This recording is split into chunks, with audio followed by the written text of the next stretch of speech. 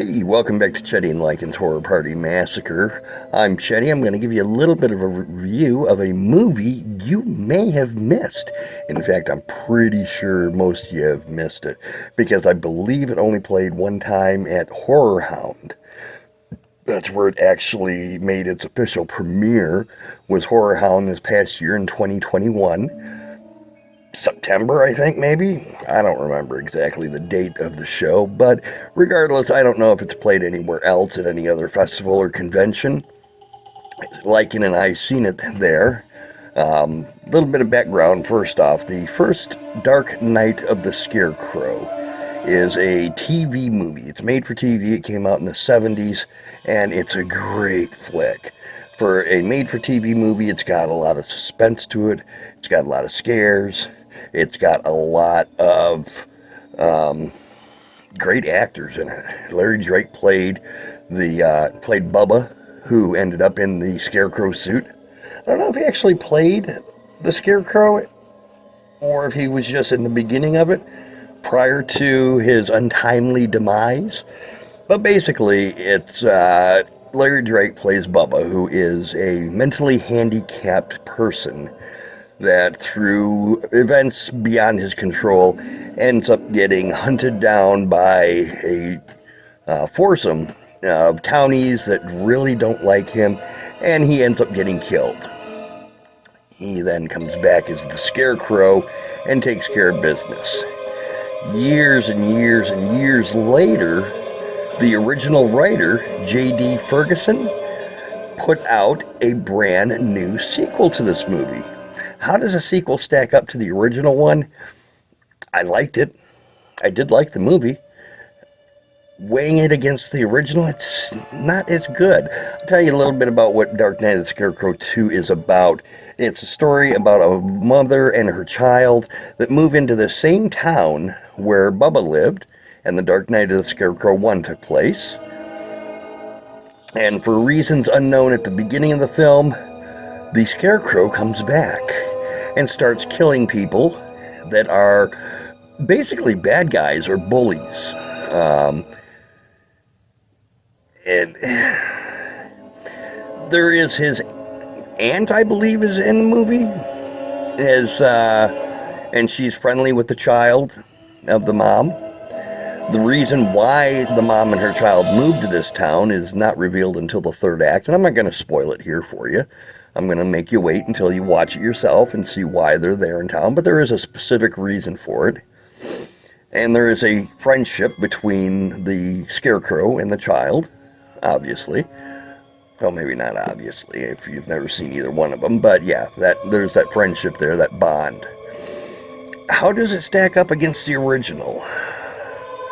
Like I said, I liked the movie, but it doesn't really match up very well with the original. This one, the kills are very blatant kills. In the original, there was suspense build up to it. There was the question of, was it a Scarecrow that did this, or was it just truly a freak accident? There was no real evidence pointing to the fact that these people got killed. The guy in the corn tower, the corn kettle, or corn kernel tower, or whatever it's called, that could have been an accident. In the sequel, it's very blatant.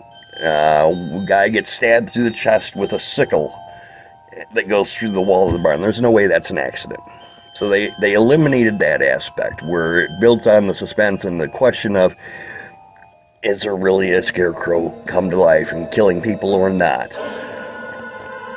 Why was he killing people? In the original, that was very clear. He went after the four people that killed him. In the sequel, like I say, he's going after basically bad guys or bullies. Not anyone that's done anything specific to the Scarecrow or to his aunt or to the mother and child. Just bad guys. And that kind of takes away from it too. It almost makes him like an anti-hero. And we know he is, but still, you know, in the original it was clear-cut revenge. You killed me, I'm coming back from the dead, and I'm kicking your ass. This one, it's, oh, you're a bad man, I'm going to get you. So I didn't like that very much. the big reveal in the final act of what's going on with the mom, what's going on with the aunt, why are they there, what are they doing, kind of lackluster, not really something that you're like, oh shit, dude.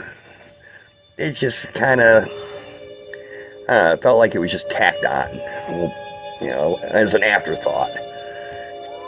But I enjoyed the movie. It's not a good sequel.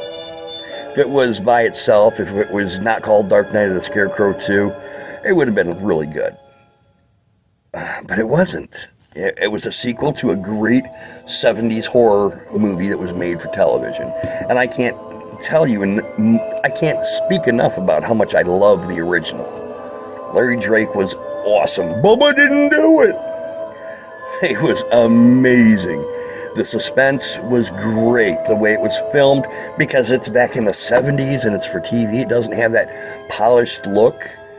It's just all around a great movie. The sequel just did not live up to it, which was really disappointing because the original guy that wrote the original came back and did this one. So how could it have fallen so far from the mark? Lycan really liked it. In fact, she had one idea that she thought they should have done. They should have changed things up a little bit. I'll let her tell you what that was, and she'll give a real quick thought on what she thought, how she felt about the movie. I love the original. The second one was great. What I would have done if I was the writer of the second one, and this is a spoiler, but for the main lady character that was a friend of the Dark Knight of the Scarecrow guy, I would have had her be the little girl from the original, all grown up, protecting him from all those idiots out there. And that was an excellent movie. Excellent. I enjoyed it. It's not something that I turned off or would have turned off if I could or walked out of. When is it coming out? I haven't heard nothing about it. I haven't seen anything on Facebook about it. I haven't seen anything Googling it or on IMDb if it's got any kind of release date, if it's playing at other conventions. I don't know. I haven't heard shit. So we'll have to keep our eyes open. I'm scratching my leg. We'll have to keep our eyes open on this one. And when you'll be able to view it yourself, either through a streaming service or a purchase of the physical copy,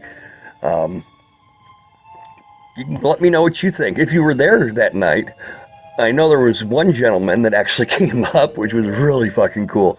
We had one gentleman come up and actually recognize us from our YouTube channel at the show. He was in the screening room for waiting for the movie to start and came over to us because he watched our video, and that was just really fucking cool. We really dug that. If you're watching this video, hey, reach out to us. Let us know what you thought. See if you agree with us or not. If anyone that's watching this was in the crowd, what are your thoughts? What'd you think of it? Love to hear your ideas. Until next time, like the channel, subscribe, hit the bell, all that nonsense.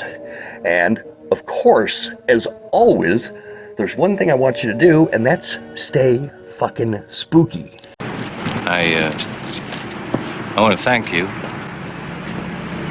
Anything you want, you just name it.